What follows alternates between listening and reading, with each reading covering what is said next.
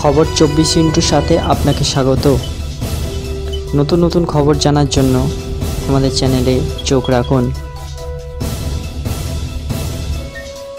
বাংলাদেশের জঙ্গি সংগঠন আনসারুল্লাহর বাংলা টিম বা এবিটি গত কয়েকদিনে পশ্চিমবঙ্গ প্রতিবেশী রাজ্য অসম থেকে সেই সংগঠনের সঙ্গে যুক্ত কয়েকজনকে গ্রেপ্তার করা হয়েছে। তাদের জেরা করে এবিটি সম্পর্কে গোয়েন্দাদের কাছে উঠে আসছে একের পর এক হাড়হিম করা তথ্য। গোয়েন্দা সূত্রের খবর, বাংলায় গ্রেনেড হামলার পরিকল্পনা করেছিল আনসারুল্লাহ বাংলা টিম।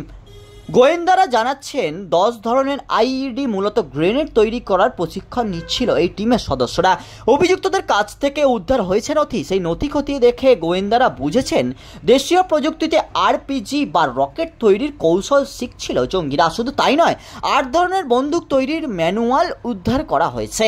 এর থেকেই গোয়েন্দাদের ধারণা স্লিপার সেলের সদস্যদের দীর্ঘদিন ধরে প্রশিক্ষণ চলছিল। এছাড়াও বিভিন্ন ধরনের আইইডি এবং আগ্নেয়াস্ত্র তৈরি করতে পারদর্শী করে তোলার পরিকল্পনা ছিল তাদের। গোয়েন্দা রিপোর্টে যে তথ্য পাওয়া যায় তাতে ভারতের একটা অংশ বারবারই রয়েছে এই এবিটির নিশানায়। 2022 থেকে এই আনসারুল্লাহ বাংলা টিমের পাশে দাঁড়িয়েছিলেন লস্কর-ই-তৈবাও। এই দুই জঙ্গি গোষ্ঠীরই উদ্দেশ্য ভারতের উত্তর পূর্ব অংশকে তছনছ করে দেওয়া। 2022-এর একটি গোয়েন্দা রিপোর্টে এও জানা গেছে ত্রিপুরায় কর্মকাণ্ড চালাতে তৈরি অন্তত 50 থেকে 100 জঙ্গি। সম্প্রতি যেভাবে পশ্চিমবঙ্গ ও অসম থেকে একের পর এক জঙ্গিকে গ্রেপ্তার করা হয়েছে তাতে বাড়ছে আতঙ্ক। সেই রিপোর্টগুলি কি সত্যি হতে চলেছে? বস্তুত এখন ছুটির মুডে রয়েছে বাঙালি। পিকনিক, ঘুরতে যাওয়া সবই চলে এই সময়।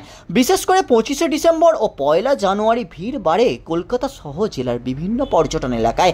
সেই সুযোগেই কি কাজে লাগানোর চেষ্টা করেছিল এই দল? ব্যুরো রিপোর্ট, খবর 24/7।